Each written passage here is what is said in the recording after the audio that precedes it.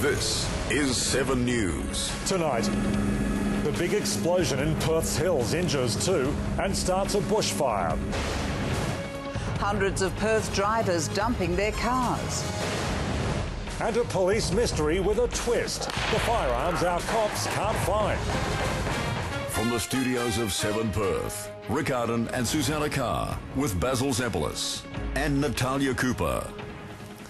Good evening. Leading 7 News tonight, a big explosion in Perth's hills. The blast ripped through a house and sheds at Hovia on Great Eastern Highway near Glen Forest. It happened late this afternoon. We know that 2 men have been injured. They've been taken to hospital. In a moment, we'll have a live report from David Cooper. But first, here's Jeff Parry. This is what confronted firefighters and paramedics at Hovia in Perth's hills. This vision, one of the blasts, captured on mobile phone video. Half a Great Eastern Highway house and 3 sheds destroyed, fire consuming surrounding bushland. The smoke visible for kilometres. Paramedics attend to an injured person at the blast scene. 2 people have been injured in the explosion. Both have been taken to hospital. One has shrapnel wounds to his stomach and shoulder, believed to be from an exploding metal drum. He was taken to Royal Perth, a Priority 1 emergency. The first explosion was followed by several smaller blasts. That caused a bushfire that threatened surrounding properties. 3 helicopters were ordered in to water bomb the fire line.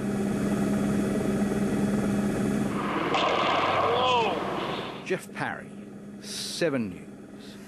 David Cooper is in Hovia. David, what's the latest?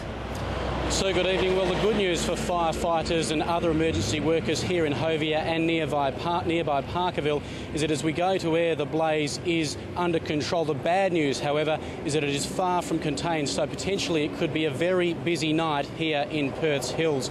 Now, we're told by arson squad detectives that they can't even start to investigate not only the cause of the explosion but the cause of the fires until well after the blaze is out. We understand that as we go to air, a police emergency operations crew has been called in to help with possible evacuations. We're also told that more than 30 firefighters are battling the blaze here on the ground to stop the fire from threatening homes. Now, Jeff in his story mentioned the 3 firefighting helicopters or waterbombing helitacs. They're still in the area. There is good news up here, though, however, and that is that the temperatures and the wind conditions are working in firefighters' favour.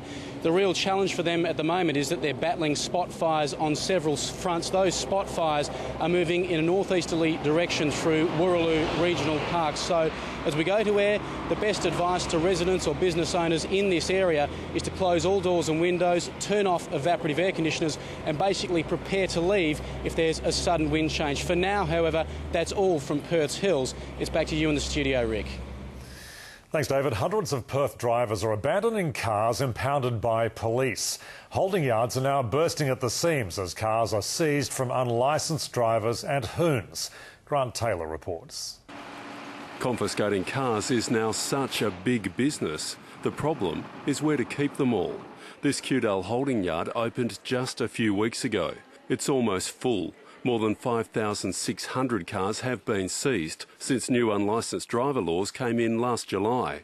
More than 1,000 hoon cars have also been taken off the road.